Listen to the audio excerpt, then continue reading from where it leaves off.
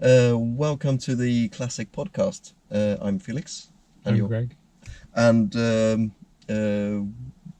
today's topic is EV conversions of classic cars. Yeah, an interesting topic and Yeah, slightly controversial. yeah, I think so too. I think Or it'll ruffle a few feathers. I think it's slightly less controversial now than it was, say, 3 or 4 years ago. Absolutely. So the idea for this is to we've each chosen a few classic cars that we want to see EV conversions of, and we haven't shared them. Yeah, this would be really interesting. Yeah, I think so too. Interesting for us. Yeah, let's see how many views. So how do you feel about EVs just in general? Try not to make this too long. I, as a daily, 100% Yeah, would me have too. an EV. I just think it's absolutely the way to go. There's no benefit to a ICE engine for a commute or daily Yeah. drive or short family drives. Just zero benefit to an ICE engine. So yeah, I'm all in for EVs. And then weirdly, so there's two extremes where I really like them. I would have a daily EV and then a track or a race car Yeah. EV. And the reason is for track and for track days, minimum maintenance, the obviously mechanical simplicity of a EV is appealing to me because race cars and track cars are always needing a lot of maintenance and things are falling off. So that's quite appealing. Just kind of turning up a track and going. I know there's obviously battery limitations and charge limitations. The other thing is speed and power. So yeah, if you put it in something like a Radical or I don't know, like an Exige or like a track-focused car, EV Caterham. EV Caterham, That would be- and so there's definitely those are out there. So you've got for me on a track day, and I'm sure it's the same for most people. You want like reliability, simplicity, and speed, and an EV would give you that. And I'm not so bothered about the noise. Like on a track, if you're trying to go flat out, I guess it depends if you can have track cars where it is about the sound, and you've got something like a V8 or a V10, and you're less focused on speed. But if you're just focused on lap times, yeah, and then all tracks have sound limitations. sound limitation anyway. Yeah, totally. So you're right. Yeah. So yeah. So that's a weird thing of like two extremes, like daily, which is very slow, or extreme speed on a track. You where you're less haven't bothered felt about the sound. power of this. That's true, actually. Yeah, the V70. Yeah. And then in between, like my weekend car, fun car would still be an ICE. Yeah. How about you? How do you feel about EVs? Pretty much the same. I mean, I'm not a track beater type of person. I've never been on track actually. Yeah, well, you said that actually when you were buying my 924. You still owe me a track day. I do, yeah. We'll have to say there. But yeah, as a daily, 100%. Yeah. They're quiet, they're comfortable, lots of power. Well, the smooth power delivery, which is what you want. Lots of torque. Yeah. Have you had much experience with EVs in general? No, I've driven a couple of Taycans at work, but literally just a couple of Taycans. Okay, then. but just around the block, and the acceleration is phenomenal. It's ridiculous, but a lot of people say it's kind of a one-trick pony. Not the Taycan. That's supposed to be a pretty good handling car. Haven't had a chance to properly push it on a twisty road, but.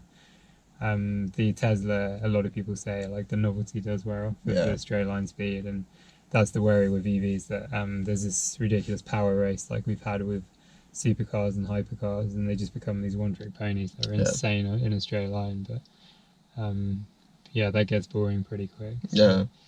Well, I've had even less experience than you. Well, not that you've had a little. Yeah. But I've only ever driven a Model 3 Tesla. Yeah. How was that? It was plasticky and flimsy inside, and didn't feel. Well, I felt that for the money, interior build quality was quite poor. Yeah, that seems a general consensus on Tesla. Yeah, I think so too. American cars. Yeah. built in China, I think. Okay, anyway, enough of that waffling. Electric Yeah. classic cars. Yeah. So this is an interesting. Yeah. So I suggested that we pick one car each from the following categories.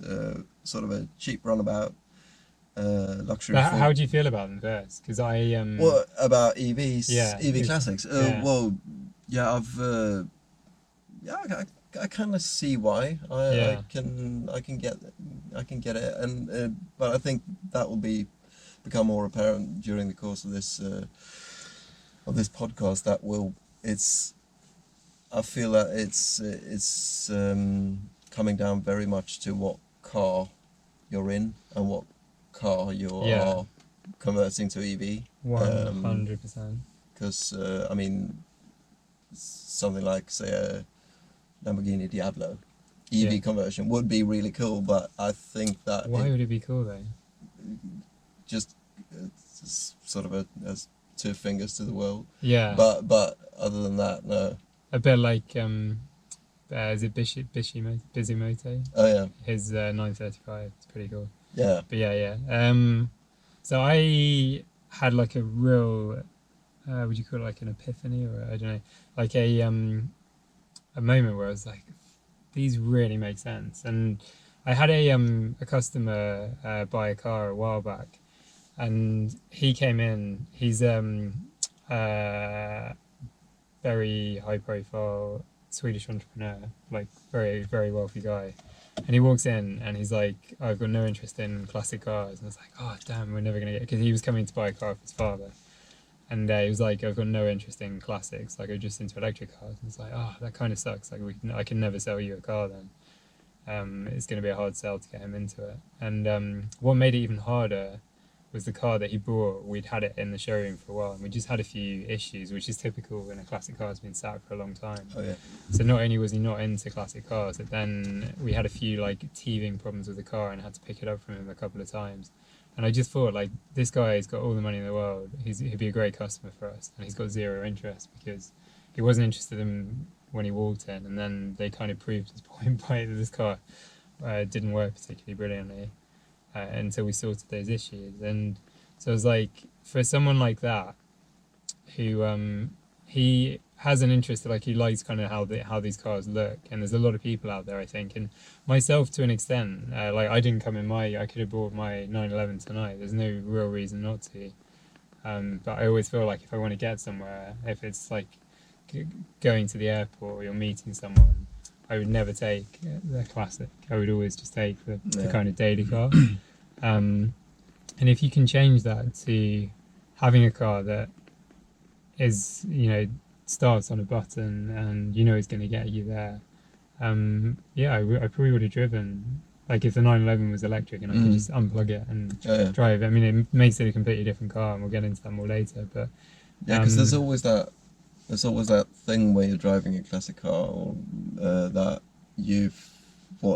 at least for me, I feel like I can't do shorter drives in it. I feel I have to warm it up thoroughly and get it all 100%, and really sort of baby it the first few kilometers to make sure everything's working. And same as for me, if my 911 was electric, I'd just get in it and go. It's that reliability, and I mean that's part of the charm, oddly, of classic cars, is that every drive feels like an adventure. Every time I go out in my will it start? 100%. Like, will it start? Will it break down? Will it, if I stop at the petrol station, which happened the first time I went out on it, will it start again? And it didn't. And I had to push it, which isn't the first time I pushed a car at that petrol station, after my Valiant leaked fuel everywhere. Oh yeah. But fun memories. And like just little things like that, which sounds bad, but it's actually quite funny, and it kind of makes every trip when you get back. Like I took the car, like I need to pick up a parcel in Stockholm the other day. It was like 20-minute drive into town. I was like, actually fuck it, I'll take the 911 in. It was a really nice day. And I just felt like I enjoyed it so much. And then I got back and it's like, I just feel really proud of the car. And I feel like every time it gets me somewhere, you bond with the car more and you respect it more. And because you just marvel at like the reliability of these mechanical things and the work, but there is always that edge to them of not knowing. And I think for a lot of people, like for me, classic EVs is going to open up.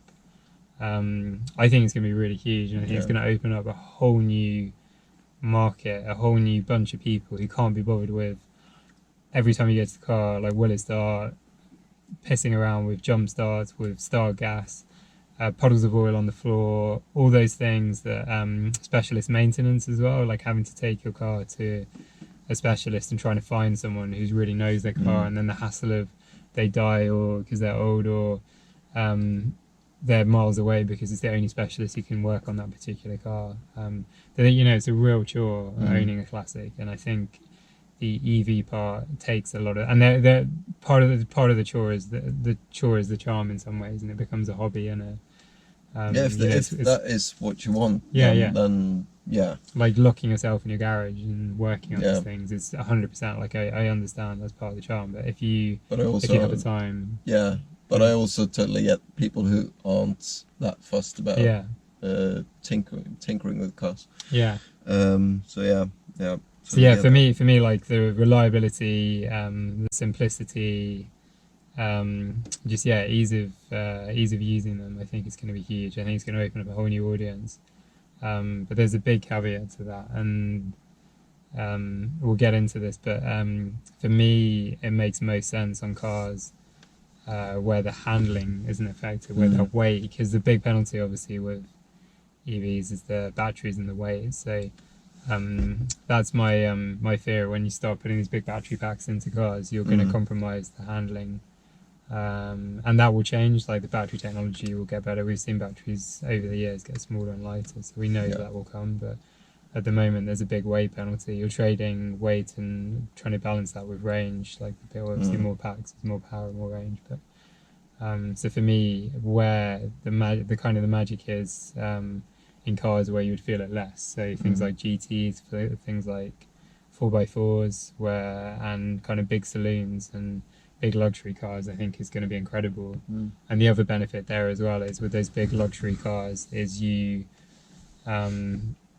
there's no performance loss because you're not chucking it around tracks or roundabouts, but also the sound adds nothing to it. If you go in an S-Class or anything premium, like the sound is only detracting from that experience because you want it to be a calm and quiet environment. That's what feels so luxurious about these cars.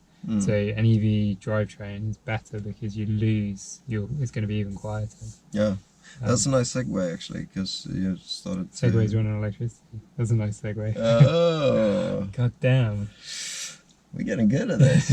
Like I mentioned earlier, that we sort of divide this into 5 different categories, and we've each chosen one car to sort of we want to see an EV conversion of. And those 5 categories are cheap runabout or family car, luxury 4 or 4x4 sports car, and a luxury GT. We can rattle through these pretty quick. Sorry, because I just did a really waffly introduction, but we'll edit it. Edit it. No, I do believe there's a really big opportunity. I think it's important. There's some real benefits to this. The first one. For me was. Do you want to go first? Yeah, because I wasn't happy about this category. Because right now it just I think it will one day maybe it will make sense, but economically it's just not viable to. I don't care about convert a shifter like a £2,000 micro or something. It's just uneconomical. I mean, I'm sure someone has done it. You can do it with lead. Obviously, there's different kinds of batteries. It doesn't have to be. What are the Teslas? Lithium ion something. But like the Tesla battery, like the Tesla and those big lithium ion batteries are the ones to have, but they are about 4,000 or 5,000 euros each. I believe 3,000, 4,000. So you're not going to. It's not viable to do a cheap family runabout. But great idea, Felix. Let's Thank you. let's continue. With Do you want to hear mine? You said I can go first. Yeah, okay, but okay, but I started getting all negative. And also, I wouldn't run a classic as a family car. Is my second point. Okay, we talked about that earlier. So yeah. so but anyway, I'll go along with your idea. So I picked a Mercedes W123, That's a good particularly shout. the estate version. That's the because if it's S123.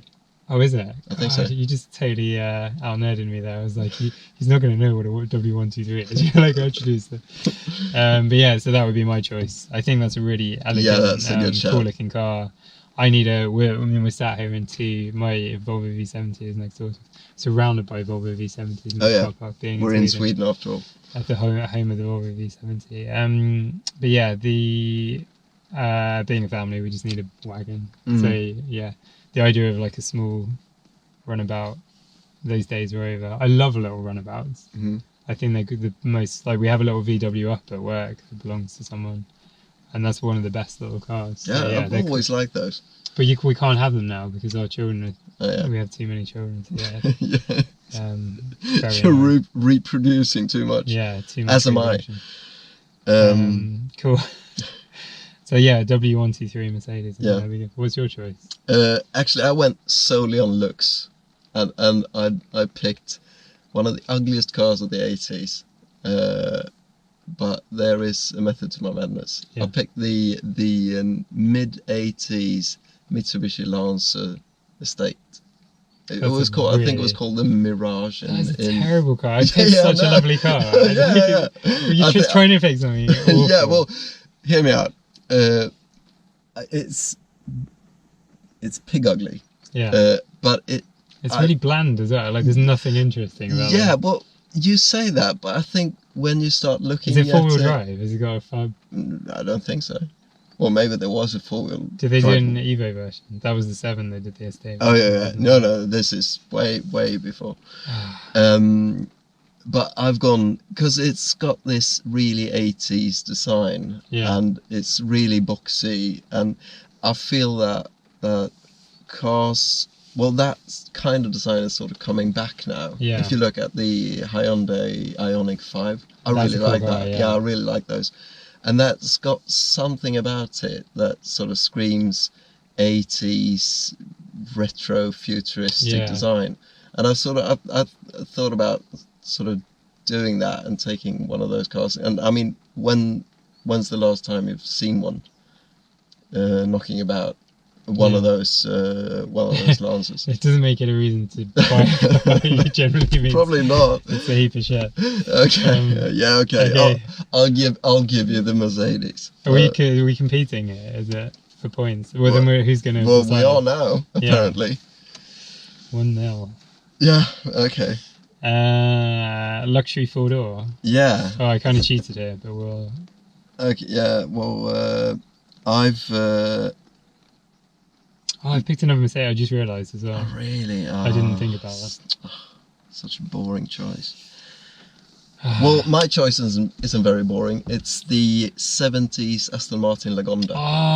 That's why that's interesting. Because we just got one in at work, literally on Friday. Yeah. I love those. That's so crazy. Fuck, that's a great choice. We've kind of gone a bit wild though, because we were trying to. That's so unobsessed. Like they're like 100,000 euros. Really? Yeah. Okay. Did you? Well, they were cheap. You know what we were saying about like keeping the channel. Let's keep it attainable. Okay. Aston Martin Lagonda. Well, I haven't. Yeah, they're like 100 Okay. grand. Well, they were cheap about 15 years ago. Yeah. But it's not 15 years ago. Anyway. No, it's not. We're older and wiser. That's a fucking cool car. Yeah, we just got one in at work literally on Friday. Really? And light green. That's a good question. 82. That thing. Okay.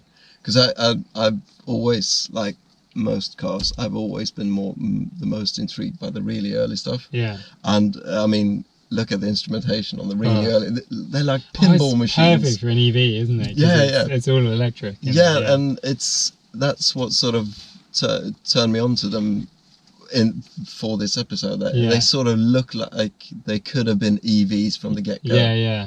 So have you seen that? They've got a little TV in the back and a little mini bar as well. So you could like power that. You could convert that to a proper little fridge. Yeah.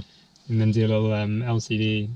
Yeah, that's and cool they're so completely outlandish, that design. Yeah, that's crazy. Yeah, we literally just go in. I had no idea you were going to pick that, and we just got one in at work. Yeah, and it's cool. I do like it. They're very brutalist and design. They're exactly what I've put elegant, low slung yet brutish. But so mine was a Mercedes W111. I just think that's they are the one with the fins in the rear, isn't it? Yes. Okay. The earlier flosser. Yeah, I think it's called in German. Yeah, it's a pullback design. I just think they're one of the most elegant looking cars. It's actually one of my kind of dream classic cars, just to cruise around in. But I get the 2-door, the coupe, and I know it's a 4-door thing, but an EV is always going to be smoother than even the smoothest ICE engine. So taking away that vibration and sound, I just think you'd waft around in the city. It would be a lovely thing to drive. So, yeah, Mercedes W111 for me. Yeah.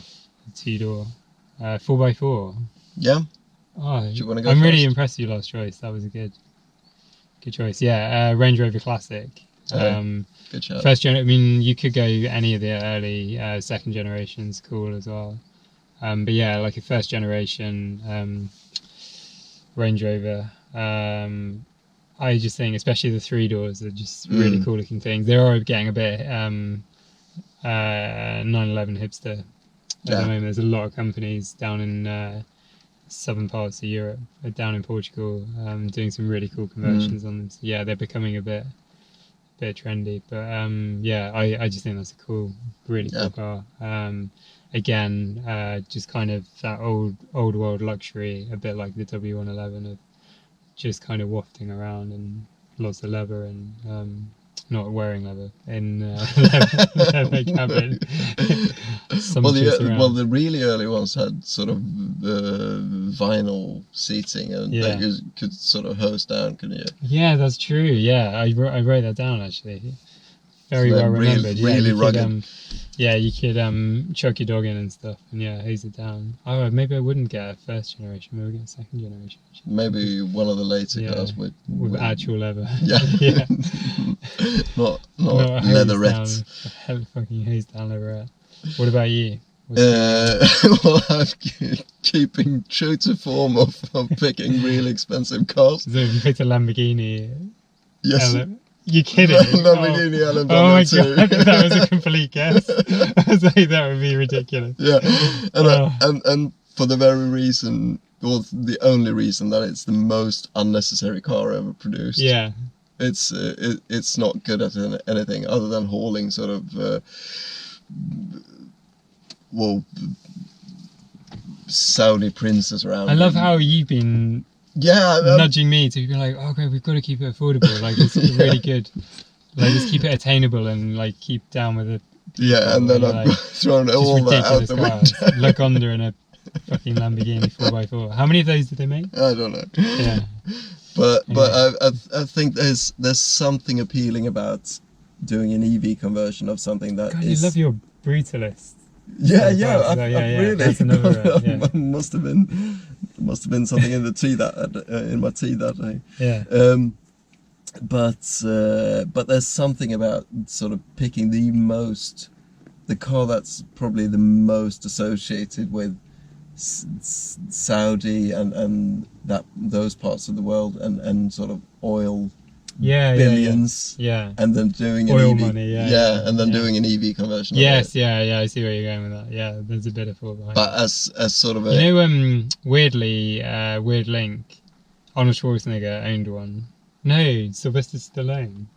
Yeah, well, one of them. I think it was Schwarzenegger's into his Hummers, isn't he? I feel like he maybe it was Stallone who had the Lambo, but And then he had Rambo makes sense. He had that's true. And he recently did a G-Wagon, a Galendo wagon. Okay. Converted to EV. Oh really? Which is cool. So, yeah, obviously they're being quite environmentally conscious. Yeah. For the Or at least posing to during be. his time as the governor. Yeah. But yeah, I thought that was interesting. But yeah, cool, interesting choice.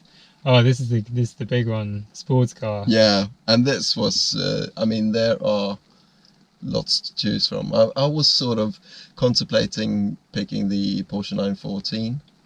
Yeah, But that then, was on my radar. Yeah. but there's, I deliberately wanted to pick cars that sort of hasn't been done. Yeah. And there is a company, I think they're called Classic Retrofit in the UK.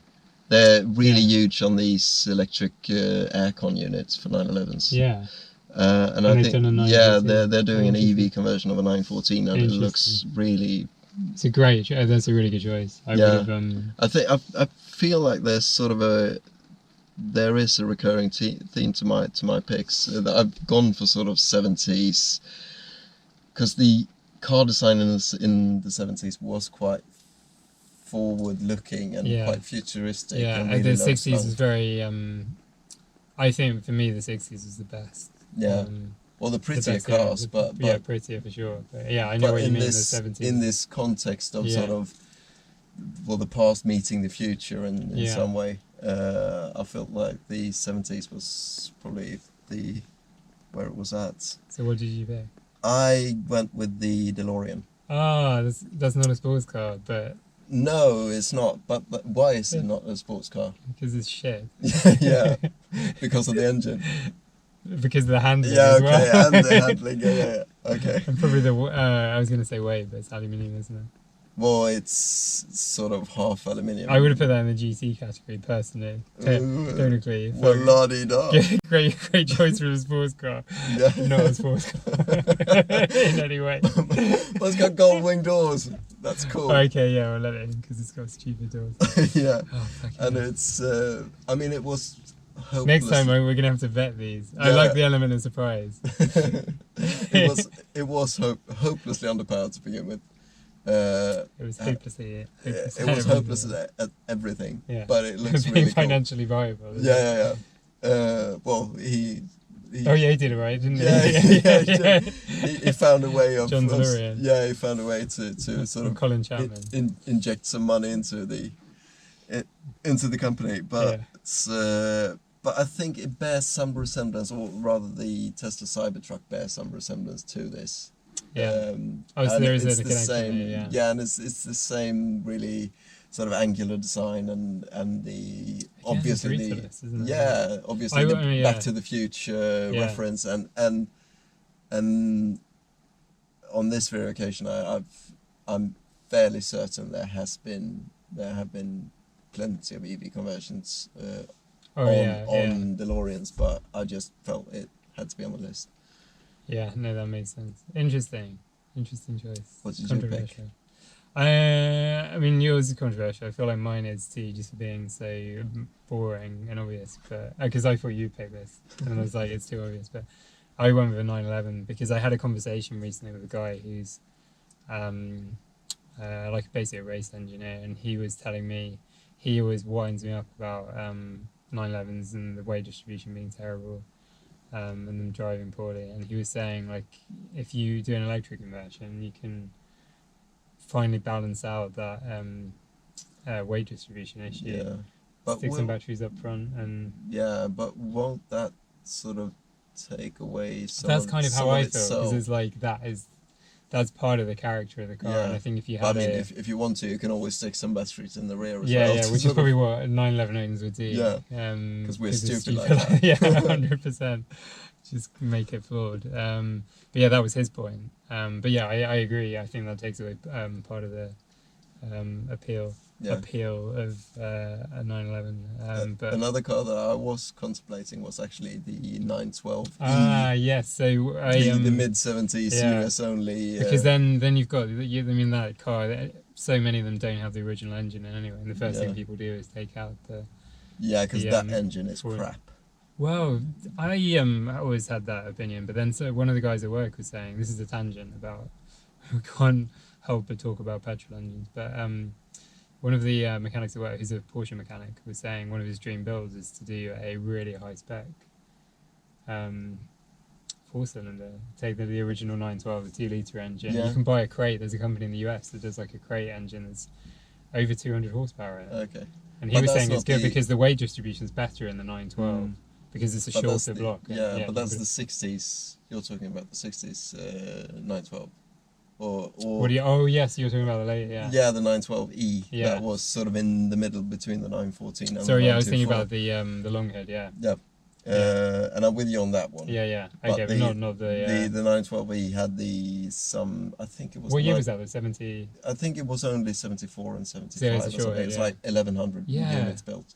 Yeah, because I didn't even realise. And I really like the E moniker because that could stand for electric. Electric. Oh, clever. Yeah. Okay. See, there is a method. But yeah, so I thought mine was boring, but it makes sense, and companies are already doing that. I think that's going to be a really yeah, I'm interested to see. I would almost consider see how long my engine goes before blowing up. But the cost of replacing, that's the other thing. The cost of replacing or rebuilding, as you know very well, Felix. I do. A 911 engine. It's not far off to put a freaking electric motor in and some Tesla batteries. Yeah. By the time you pay for a rebuild or a rebuild motor, yeah. So that's interesting. So yeah, for me, if it was my Valiant, which was straight 6, you can get those for hundreds of euros, or just stick a V8 and pick up a V8 for like €1,000 and you're done. So why would you spend 15,000 euros on 20,000 euros on an electric conversion? Whereas with a 911, with the value of the high cost, you're almost at the same kind of money as an EV. Interesting. Yeah. Last category, luxury GT. Yeah. You go first. I think I went first. Okay. No, you go actually. It's your turn. That's really boring actually. I went with a just because we're always talking about Porsche, but I went with a Porsche 928. Okay. Really? It's slightly boring. I just really like the 928. I think it's a cool shape, cool car. It is. Not so bothered about the V8. Maybe it's a purist thing, but yeah, the V8 doesn't really bother me. And it goes. I wouldn't mind taking that out and sticking happily sticking electric in. I think that'd be a great electric GT for me. Mm. Yeah. And a lot of them are automatic as well. Yeah. So it feels like a car that makes it a really good GT. Yeah, I mean that is. I kind of want to do one actually. I'm actually, as I'm saying, I'm like, oh, it's such a good idea. And there's a few people. Yeah, because you do need more projects. Yeah, 100%. Yeah, all the time. Yeah, well, I totally get that, and that's also sort of slightly on par with what I was speaking about earlier, that the 70s and the 928 was such a leap forward in terms of design and technology. As a design language. So it was. I mean, this is sort of a sidetrack, but it's really interesting to watch period or videos of the car in period driving in traffic. Yeah. Because every other car is sort of looks completely antiquated. Yeah. In comparison to the 928. Even today, like they still have a real presence in the road. I really want a 928 now. Damn it. One came up actually at work. Bloody poor thing. You've just spent all the money you don't have on a 911. Yeah.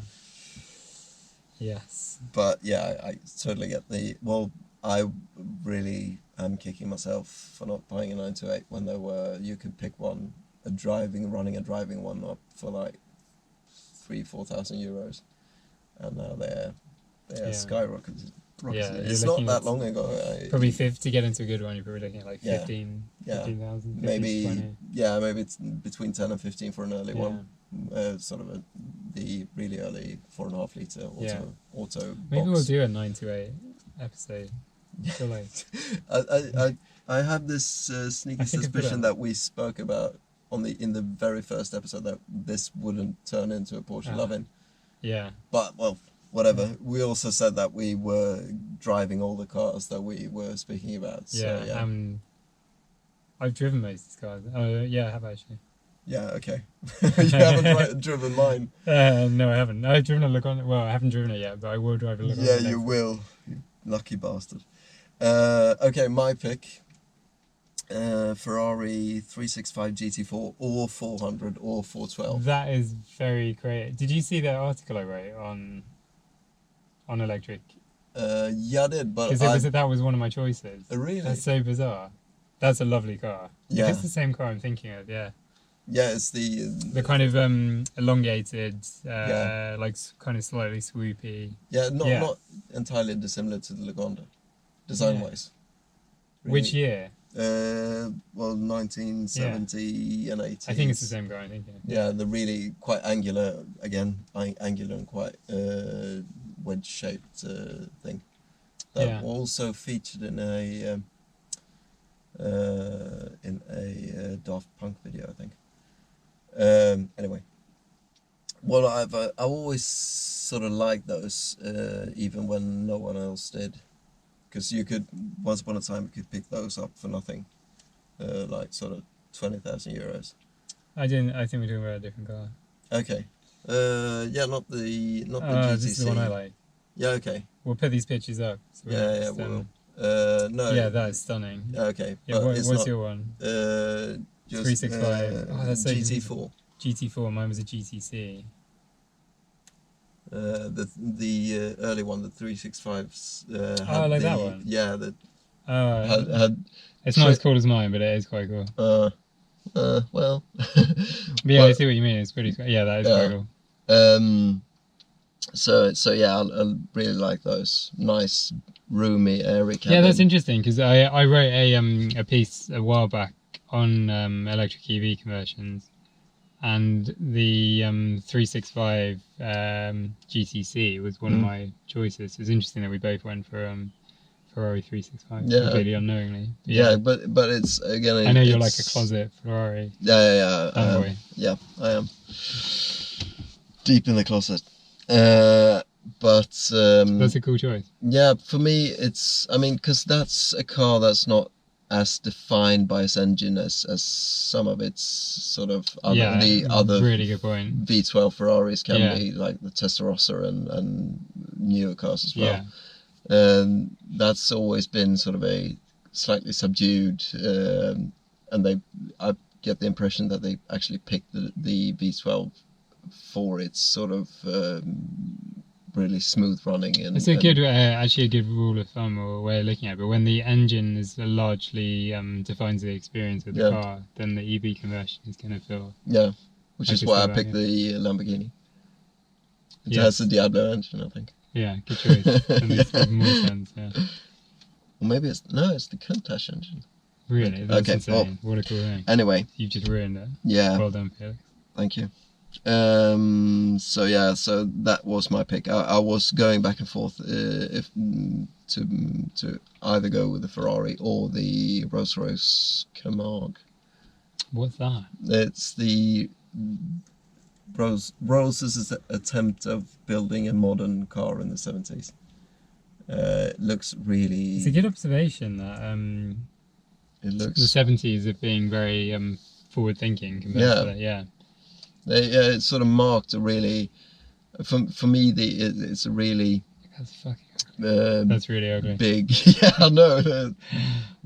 God, really ugly. From the side, like the side shot looks pretty cool actually. Yeah, but from the front it looks. Yeah. It looks like it's sort of a. It looks like a Soviet Rolls-Royce knockoff. Yes, 100. That's a really good way of putting it.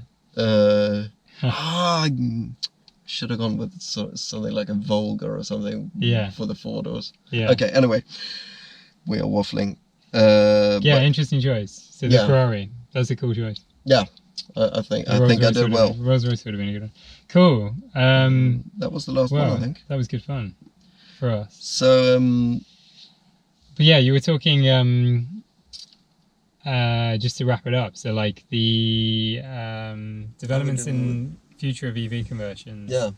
Developments in synthetic noise. This is really interesting. Yeah. Because I was thinking about this earlier, and I find it really naff is such a old person word, but it just doesn't appeal to me, like when it's mimicking mimicking motors, like real cars. But I think you could make electric engines sound interesting. Yeah. I'm really going backwards and forwards. I don't want fake engine sounds. No, I'm with you, and then I was thinking that there probably will come a time when petrol isn't a thing anymore. And would I want an to do an EV conversion of my 911 if I could make it perform and sound and feel as much as it did when it was ICE powered? Yeah. I'm not sure. I don't know. But I think it's an interesting thought. And actually, I was watching a YouTube video of from Engineering Explained when he was talking about possibly EV being fitted with fake manual gearboxes. Yeah. And fake clutches. They've done that already, haven't they? Have they? They've hooked up. Yeah. If you've done a few electric conversions where the gearbox is there.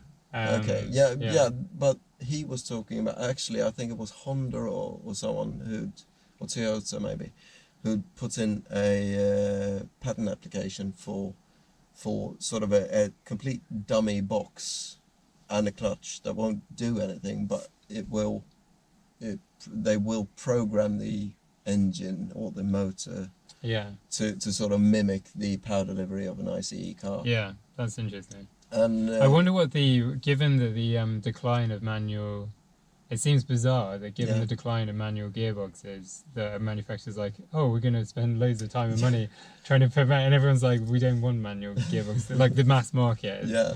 Like, I think it can make sense in sort of this realm of EV converting classic cars, but then I think it will do so for a short period of time. Oh, so you're not talking about a new car? No. Well, I suppose that Honda or Toyota or whoever are planning on sticking it into a modern car, but I guess you can have the option, can't you? You can just drive in automatic. You can swap it over. But I wonder how many people will actually use it. Yeah, like 4x4s, Range Rovers with flappy paddles. Yeah. Like how many people use the? Yeah. It's so stupid. But maybe, I mean, there is something that maybe in the future, because EVs aren't very engaging to drive. We've touched upon this. They are point and squirt. They go really fast in a straight line. Yeah. And all you have to do is press the accelerator. I don't think it's going to be long though before they become. I think it's just because the application at the moment is in daily. If you look at what's being produced, it's like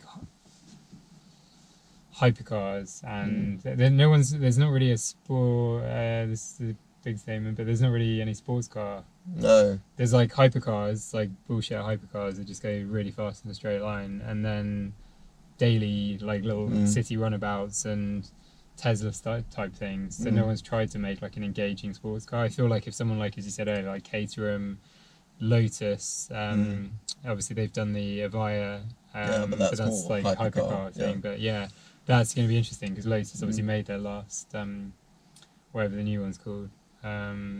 They just made their last ICE car, didn't they? Okay. So that's going to be interesting to see where a company like a proper sports car company, when they start doing, and when Porsche do a sports car, the Taycan is, from what I've heard, is a good car to drive. And I mean the Cayman is going EV. Exactly. So that's going to get really interesting. in a few years. Yeah. So I don't think it'll be long before we start seeing that engagement. When you're talking about not so much the sound and the actual handling characteristics of the car. But I think that maybe they will program the sort of the accelerator pedal to sort of to sort of encourage people to quote unquote rev it out, even though you don't have to. Perhaps, I'm not sure. Interesting. Another thing that I think will be a huge thing is readily available EV conversion kits for specific cars. 100%. They're already. We were looking at one the other week. Really? I work for a 911 company in the UK that we've been in touch with. And there's definitely a lot of off-the-shelf kits coming out. Volkswagen have partnered recently. I think they brought a company that do them for Beetles. You can buy a Beetle. The floor. the flat floor. Yeah. What's it called on a Beetle? But yeah, it's like that flat floor pan thing. Yeah. You can buy one of those. Basically, I think it either has. You can either buy it as like it's set up to do your own EV conversion, or you can buy one that's literally like you just take your body and stick it on top. Oh, really? Yeah, that makes so it's like sense. basically like a rolling chassis, just stick your body on, and which is insane. So, and Volkswagen have actually bought or are partnered. I think they've actually bought that company. Oh, really? So that's big time. Like that's a big OEM. Jumping into it. So yeah. And there's going to be more and more of these companies. Like as you said, there's going to be off-the-shelf conversions, but the companies converting as well at the high end. There's some amazing stuff. Like there's Charge, who do. I don't know if you've seen their Mustangs. They are absolutely stunning. That's going to be really interesting to see where. And they're doing.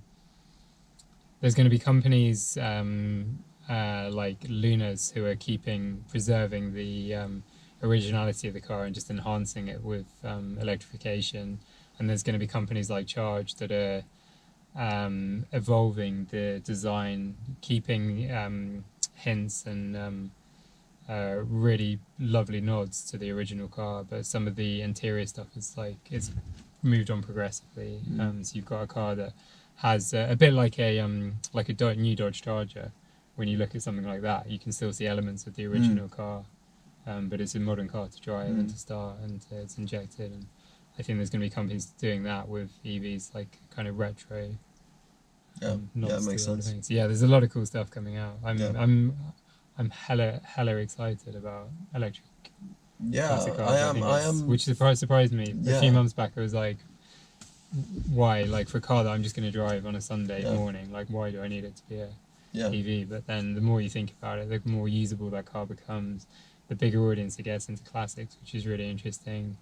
I just think. Yeah, and I mean, that's a good point because we are old farts, or at least we're turning into old farts, and the young people coming after us won't have probably as much feel as connected to petrol engine cars. But I hope they still appreciate design, and I think that's where it's marrying that. I just think like the 60s car, like the 70s, 80s, like Toyota, the AE86. I just don't know why I just suddenly thought of that, but when you think about young people, and there's still that kind of, because of Tokyo Drift and drifting being so huge, like a lot of young guys still kind of relate to those cars. But when you start seeing things like that converted to electric, like I hope they still have that appreciation of older design, and being able to marry it with new technology and reliability and usability. It's pretty good. I'm big on it. I think it's going to be fucking huge and exciting and interesting, and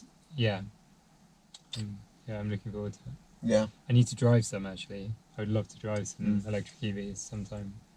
Electric EVs, electric classics. For sure. I think it'll be fun. I think we need to drive one. Yes, we do. Let's do it. Okay, cool. I feel like we've come to the end of this episode. I feel like we've run out of things to say. I think so too. Let's save it for the next one. Yes. Thank you very much for tuning in. As always, I'm going to remember it this time. Like and subscribe. And share. I forgot about that. Leave a comment. And turn on the notification bell. This used to be really easy. It was like, share, and subscribe, and now there's 17 things we want you to do. Please do one or the other, or all of them. And look forward to the next episode. What's the next episode? We don't know. It could be a Mercedes, Mercedes, Car 107, How unique and how... but that's a cool car. So we've got loads of plans for future episodes. And we always do. Excellent at planning, not so good at executing. Let's see if we can improve. Cool. Okay. We'll see you next time. Thanks for tuning in, guys. Thank you.